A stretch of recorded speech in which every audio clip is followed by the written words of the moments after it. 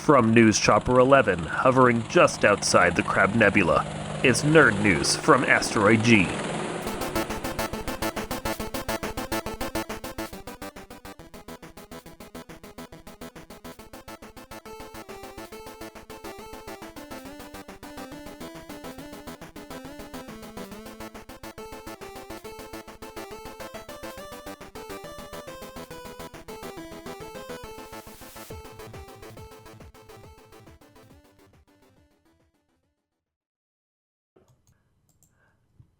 Okay, I got everything recording. Cool. In 3, 2, 1.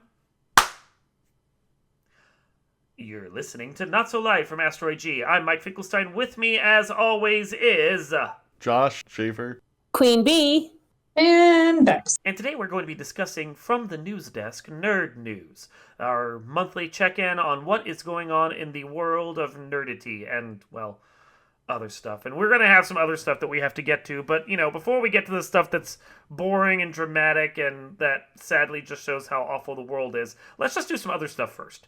So, we got a list of topics. I'm going to start running down this list of topics, and the first one is the one that Josh doesn't care about at all. And that would be the fact that the Doctor Who star, the current female doctor, whose name I can't remember, and the showrunner, Chris Chinball, I believe is his name, they will both be leaving after next year. There's one more season, and then apparently 3 more specials to be had with the Lady Doctor. And then she and the showrunner will be gone, and they will have a whole new crew coming in for that show, which I don't know. I know Josh doesn't watch, but I don't know what the rest of the people feel about this, but I'm okay with it because the last couple Doctors have kind of sucked.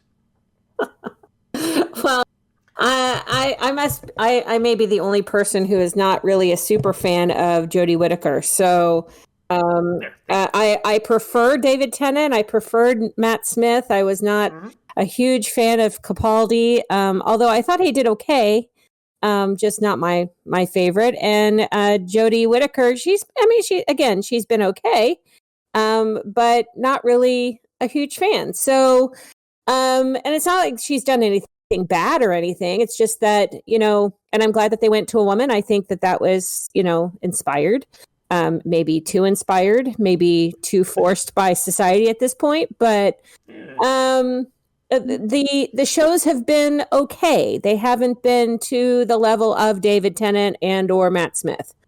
So, and that could be because of the, and then I'm not blaming them by any means, but her companions are kind of meh. Bex? Yeah, I'd agree with that. Like, cause oh gosh, like with Capaldi, like it seemed like he was good, but he was also a little bit out of his element. And the companion there, she was good, but I feel like she had a lot more charisma behind her, and the pairing itself wasn't good. And with Jodie Whittaker, like I dig her. I am all for this, but I don't feel as enthralled with everything as I did like with Tennant. Now, whether I like Jodie Whittaker better than Matt Smith, I don't know. It might be even footing for me with that, but yeah, Capaldi was not good. I will be happy for a shakeup of what's next. Well, we have the thing where you could tell the difference between the previous showrunners, Russell T Davies and Stephen Moffat. Moffat really liked that whole puzzle box style storytelling. So, he could create specific puzzle box episodes that were great, and he'd have seasons that felt like they were building to something, which didn't always pay off. But with Russell T Davies, he seemed like his big moments, but he was way up the ass of having the Doctor be in love with the companion, which was basically just Rose for the most part. It was always fucking Rose, which... that was the only part I hated about that whole run, is just the whole Rose this and Rose that, like, whatever. It's not all about one woman, guys. There's more women in the universe, and men, and whatever else you want to put the Doctor involved with. He's fine. He can be pansexual. No one's going to complain. Right? Yeah. But I don't feel like Chinball really has an idea of what to do with the Doctor. I think he came off of Broadchurch, if I'm thinking of the right guy. and he doesn't like that show has a completely different energy from Doctor Who, and maybe he felt inspired to do whatever he's been doing with Doctor Who, but it hasn't worked. And all I can think of is the grumpy Doctor when I think of Capaldi, because that's all he was just perpetually grumpy, and it didn't really do anything. And then Whittaker is fun. I like her as a doctor, but I don't feel like her episodes live up to the potential of what she can do with the role. It's been very stunted. meh. Yeah, stunted. Yeah. So yeah. I'm like, even if Whittaker want to stay on, I think the key point to take away is that they definitely need a new showrunner, and I'm glad they're doing that. And if a new doctor gives him a chance to try something else with the series, then I'm all for it. Yeah, I mean, there is a rumor, and I don't know if it's just a rumor, because it could be, that they were saying that the Duke from Bridgerton was becoming the new Doctor Who. He was in consideration to become the new Doctor Who, since they haven't had a colored Doctor Who either. So they hinted in one of the episodes that Whittaker was in that a future Doctor was going to be black and female, because they kind of said she was another Doctor that, like, crossing over her own timeline or something. I don't know. Right. But yeah, I'd heard that rumor too, but there's been nothing specifically substantiated by the BBC yet. Right, exactly. Yeah. Well, you know, they hinted at a female doctor in either Capaldi's or Matt Smith's exits, and I mean, with what is her name? Michelle Gomez being Missy, and being a female as the master. So I mean, it's always possible. And I mean, they said that there won't be another master, but haven't they already brought somebody in to be the master?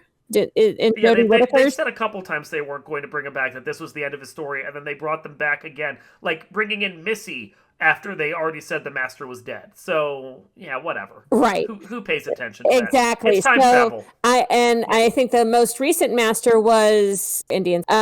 So it's entirely possible that the next master is going to be black. But if they do that, then they end up making it this is going to sound wrong, a black on black situation, which may not go well with a lot of the current Doctor Who fans. So, I mean, it's really, it's a very delicate balance. And it's kind of like very similar to the whole Bond, 007 kind of situation, where if you don't bring in the right Bond character, because he was also being considered for Bond, just like Cumberbatch was being considered for Bond. Cumberbatch was also being considered for a doctor. So, but I think he turned it down, saying that he didn't want to be pinholed into a role. And then he did Sherlock Holmes. Right. Good job there. And Doctor Strange. Right?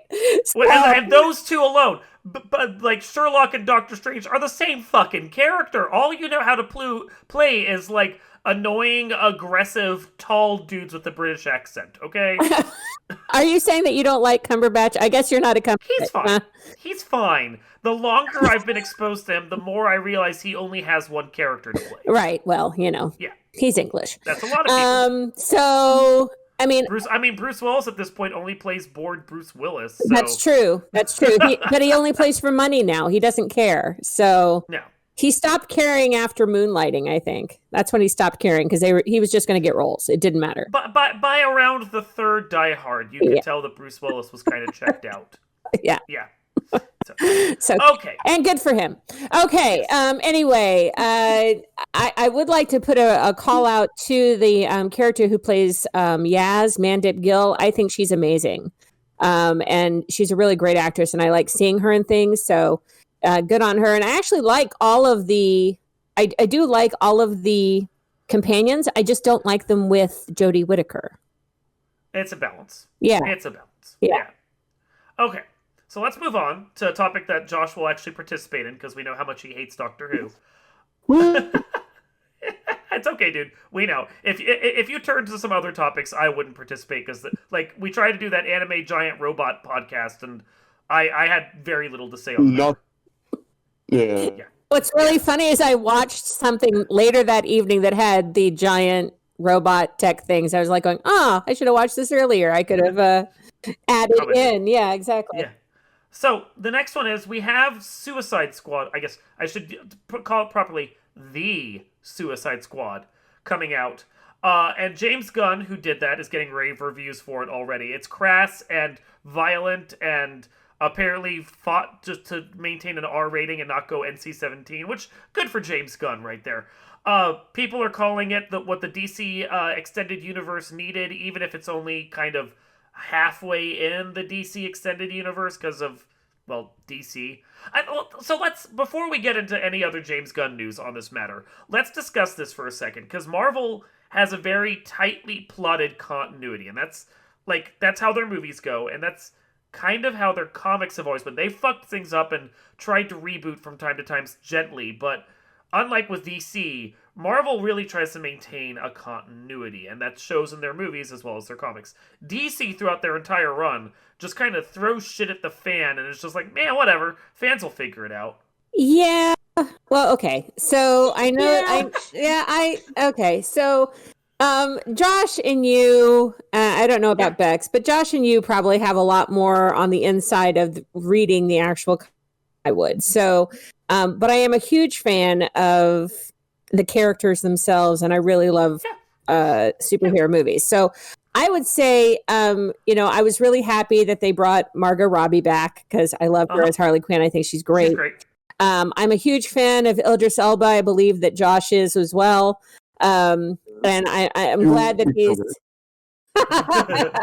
Is that an understatement, Josh? Yeah. I mean, Idris Elba, amazing. And Flula Borg is in this, which you probably don't know this about me, but I love him as a character. I think he's hilarious. So he's been in a handful of things. Yeah, so I think that this is going to be really good.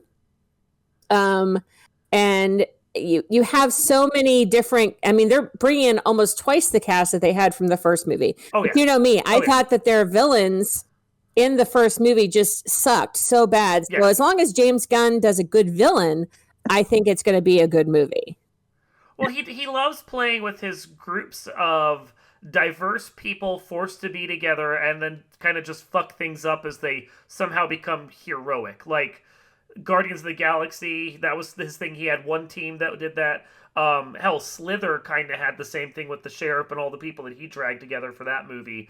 And from what I understand, the Suicide Squad, it's going to be like, 3 different factions that are all fuck-ups that all kind of work together towards a common goal. The thing is, DC and Warner Brothers and so forth and James Gunn have all said that this isn't a sequel, but it isn't a reboot. It's just kind of ignoring what happened, but still kind of exists there. And a lot of people are saying that's what DC is going to do with a lot of their movies, which is, yes, they will carry over some characters using the same actors, but they're not going to be heavily interrelated, and it's just kind of all going to kind of exist, which Josh can attest, I'm sure, or unless you have a different opinion on this, that's kind of how DC Comics has always worked. Yes, I agree with that.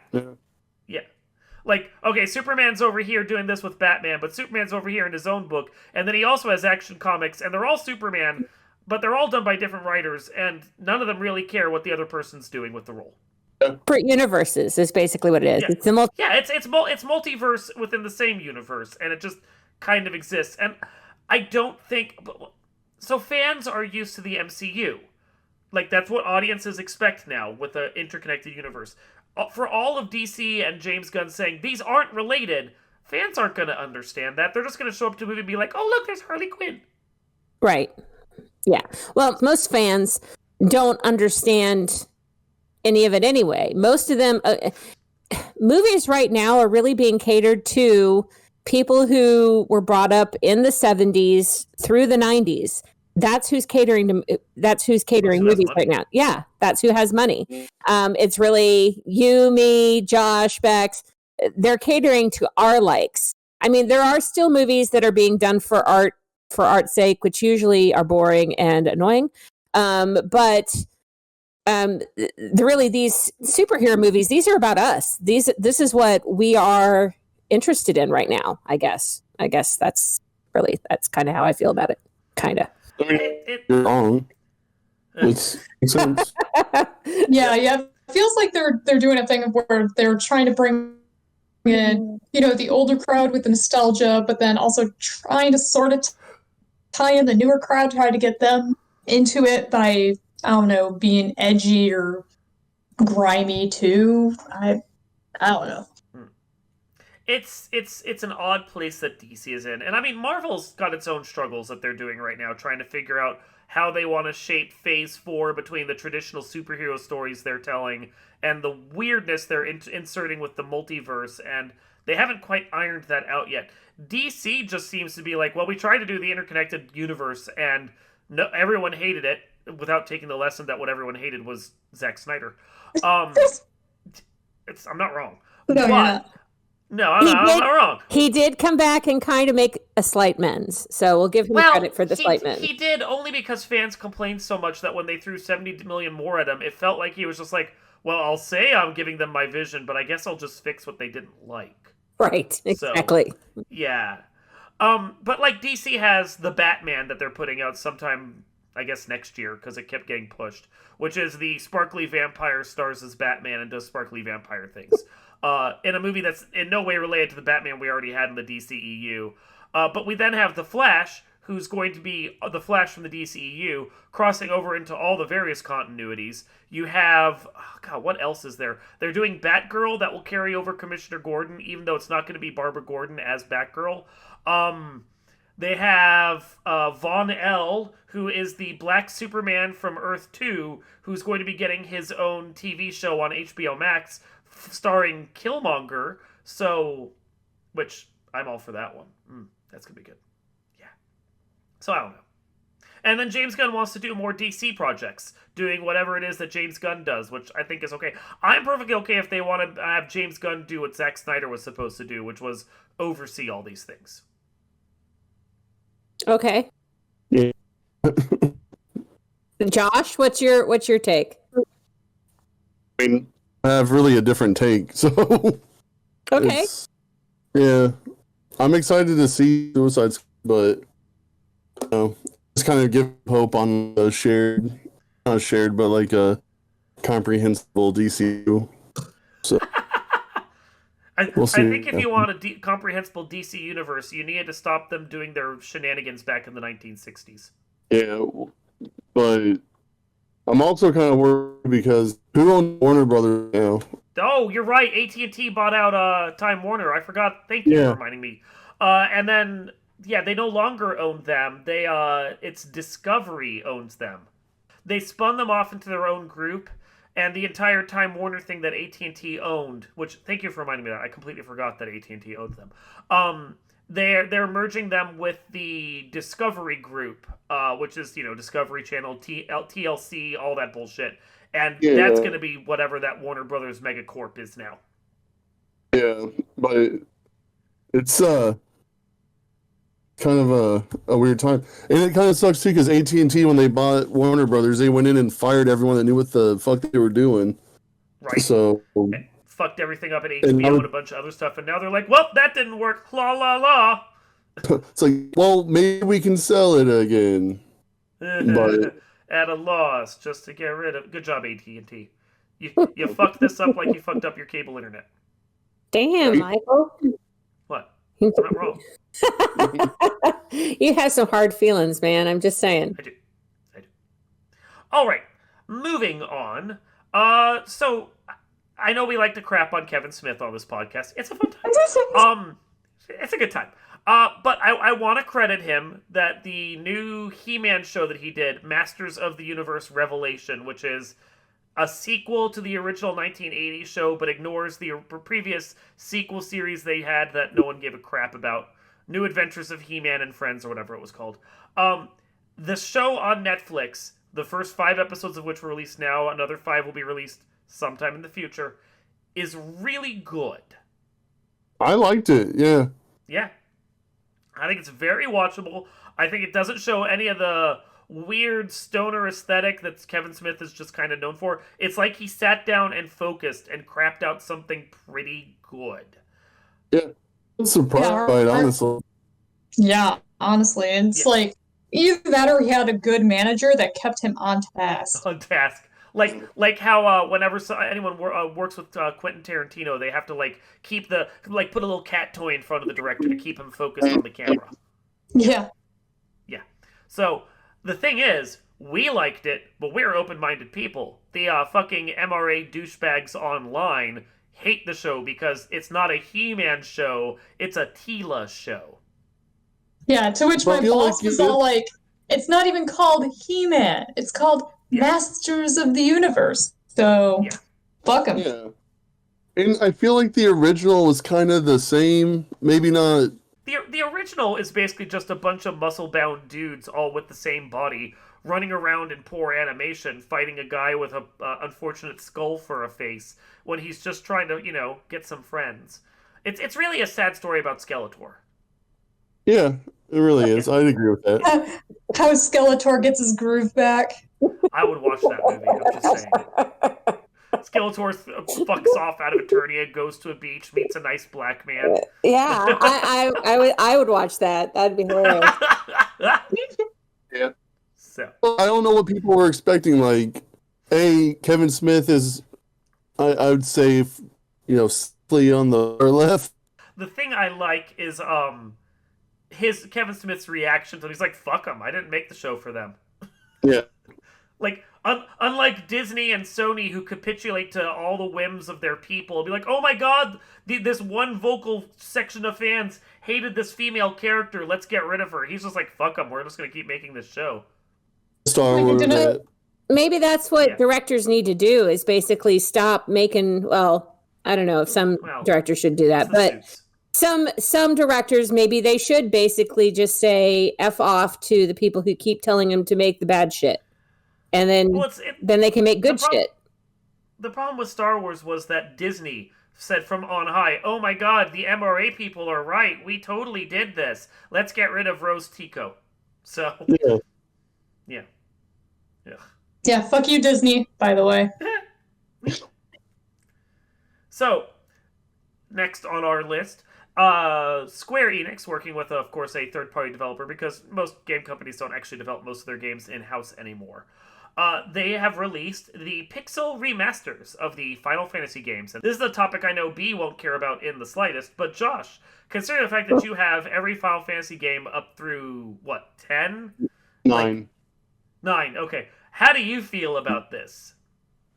I'm fine with it. I mean, I probably won't buy them. They don't really look different than the one that I have on this one, right? Like, and they don't. Well, so the NES ones look different, obviously, because they're 16-bit graphics. But I mean, you kind of had a GBA version you could have gotten with like Dawn of Souls and all that. It does give us the first official edition of the retro version of Final Fantasy III for the NES ever released in the West. So that's nice. But they also do that. While they say they're just remasters that stay true to the original games, they do remix a lot. The first the remake of Final Fantasy 1 has been hotly debated in the Final Fantasy randomizer community that I'm a part of, and they're like, this is not a remaster. This is a completely different game. Yeah. So. I also haven't really looked into it too much because it's like, I already have all those on all the systems that they came out on. So yeah, like if they put it out on Switch, I'd probably buy it just so I could have Final Fantasy 3. That's about it. They're on mobile, right? They are. They're on mobile. They're on Steam. You can buy them individually or as a group. Yeah, and I don't know. It feels weird not playing it with a, Final Fantasy 6 without an SNES controller. I mean, you can get the USB one and plug it into your phone or your computer. Yeah, that's work. There we go. Finally, and we don't have to talk about this for too long, but, we can touch upon this because the world sucks. COVID-19. We thought we were done talking about it because we got a couple months without having to worry too much about the pandemic, but the pandemic decided not to go away because people are stupid.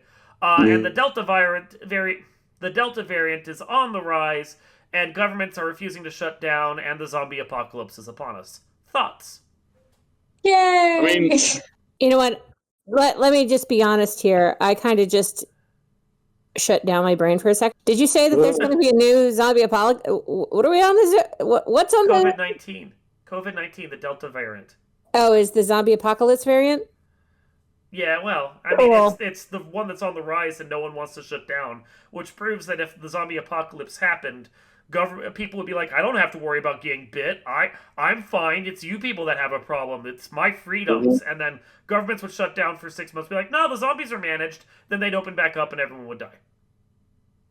Okay. Yep. Now I'm up to date. Sorry. I had a sorry, you said that and then my brain just kind of just shut down. Okay. So yeah. We have stupid Americans. Yeah. Yeah, They do yeah, because indeed. it's one of those things too where people, everyone's all like, oh well, if I got a vaccine, so I wouldn't have to wear a mask. Are you saying if I have to wear a mask now, I wouldn't have gotten the vaccine? It's like, no, you dumb shit. Like, there are levels of protection. The vaccine is not 100%. No vaccine is. So you need the vaccine, and now you need to mask up because, just because you don't get sick, and this is the same argument in the beginning of this, just because you won't have symptoms or get sick doesn't mean you're not going to pass it on to someone else. And even that when the alpha variant was out, it was like, oh, you could pass it on to like 2 or 3 more people. This Delta variant, you can pass it on to 8 to 10 more people in the same amount of time. So it's so much more virulent. They're saying it's basically can be spread like as much as chicken pox. It's that kind of level where we're looking at, and people are just like, nope, I'm tired of everything. I'm gonna ignore everything, and I don't care about anybody else. So fuck it. And the politicians are doing this dumb thing with these stupid messages of going back and forth and being all like, oh, well, it's personal responsibility. No, you're scared of being the fucking bad guys and being the parents that you need to be to this goddamn country of imbeciles who don't know how to keep facts straight. Like, I was listening to the Indiana people where they're all like, well, we've given them all the knowledge that they have. It's up to them now to choose what's right. No, that's why we have seatbelt laws, because we know people won't choose the right thing unless there's something, telling them not to specifically. They'll use every excuse not to. And it's, what's up? Beck should preach, girl. I'm like, Preach, girl. so it's like, I went to school for this shit. It's public health 101 from the beginning. I was ranting about this somewhere else. Like, I could see it. I'm like, this is airborne. They're saying wash your hands, but it's airborne because it was being spread around way too fast. And then what? A week later, oh, it's airborne. Yeah, no shit. Any public health expert would have been able to tell you that. And here I am. I just have a bachelor's degree. And it's like, no, we need to go back to fucking lockdown, keep everyone with like, hey, get the vaccine, because we're still barely at 50%. Like, no. and everyone still wear masks. The only reason why we should not be wearing masks is when we are like, I would say at 80% vaccination level. And even then, like, if we want to get rid of this damn thing, everyone should wear masks, and everyone who can get a vaccine should get a vaccine, and until it's gone. But now it is way too fucking late. I feel like the old flu is going to be kind of like a little thing of the past, and this is going to be our new flu. Everyone who is saying, oh, this is just a flu, guess what? You got your fucking wish, even though this is a flu that is so much worse than everything else. And that's my soapbox. It's a good soapbox to be on. And the thing that kills me is like the people that are so against wearing masks is a piece of material over your face. Like, yes. I have been vaccinated. I got the 2 vaccines. I went with Moderna. I still wear a mask. Yeah, because you're actually smart. Yeah, well, if I'm willing to do that, encourage others to do that, other people should be willing to do it. It's one of the reasons that I decided to not go with my new job is because 1, they were Trump Pence supporters, and 2, they didn't wear a mask, so I really didn't have a choice. I can't work for people like that. So it's just like it's ignorance. It's pure ignorance. If you aren't going to take the steps to heal thyself, as they say, then you don't deserve to be on this earth. So you know what? I don't understand why right-wing news is basically allowing their base to die. I just don't get it. Yeah. And not They only won't their have a base, base. but spreading it around to everyone else too, because I mean that's the whole kicker where Indiana people are like, oh, it's a personal responsibility thing. No, it's a social responsibility, because all those people, like the kids going back to school, they're like, nope, the local people said they want to choose what they're gonna do. Okay, but what about the people next door who choose something different? And now this kid is going to infect a whole other, branch of people. Like, Yep. that's how this works. Diseases don't have borders. Except for in New Zealand, of course, where they're on lockdown. Well, in 10 years, it'll be accessory to murder. So, they'll deal with it then. Yay. How would you accessorize your murder?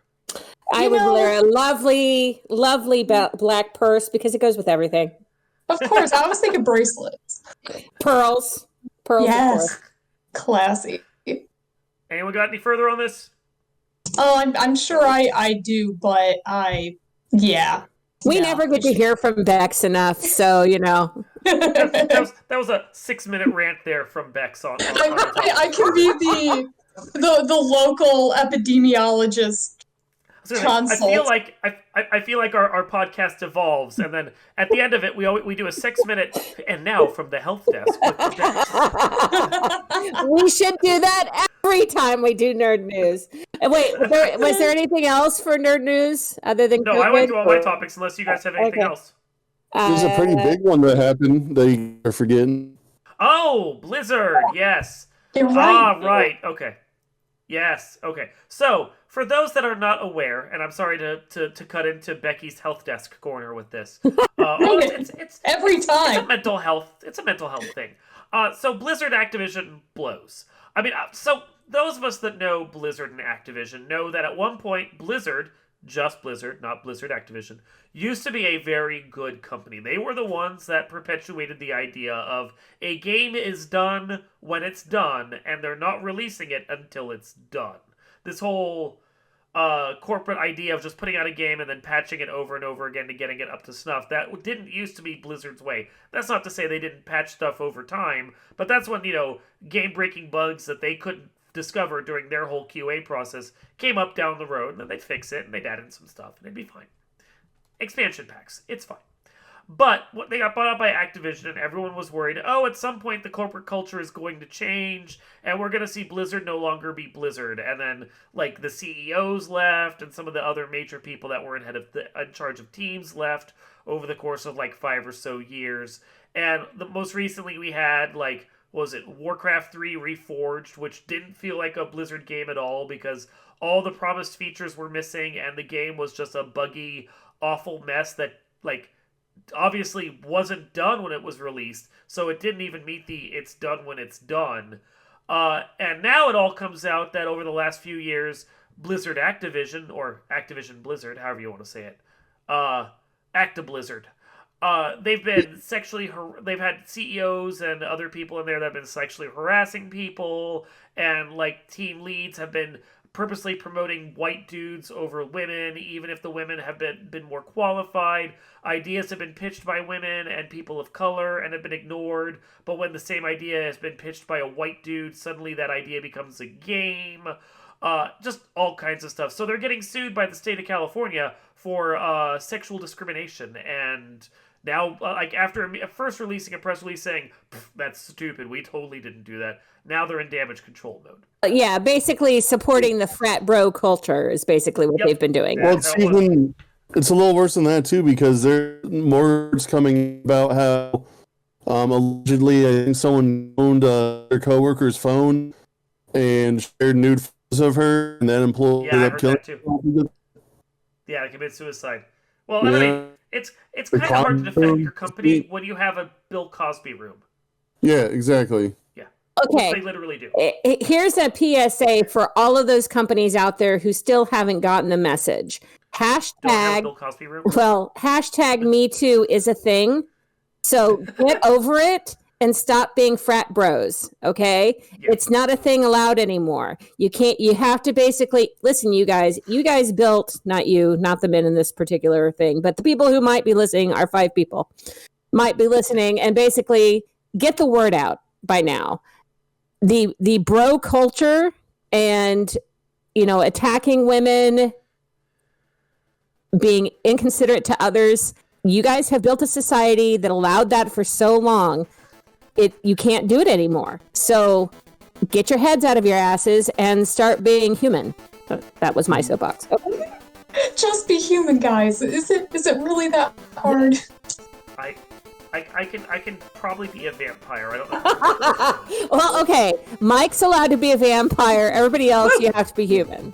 Woohoo! I mean, I was told in my last job that I'm inhuman, so I guess I'm a vampire or a superhero. I haven't chosen yet, but we'll Don't be see. inhuman. I watched that show. That was awesome. You've seen my hair on a bad hot day. Ugh. Okay, I think we're good at this point. Unless Yeah. anyone has anything else. Cool. Then this has been Nerd News from Asteroid G. I'm Mike Finkelstein. Jaffer. Queen Bee. And Bex. And we will see you next time.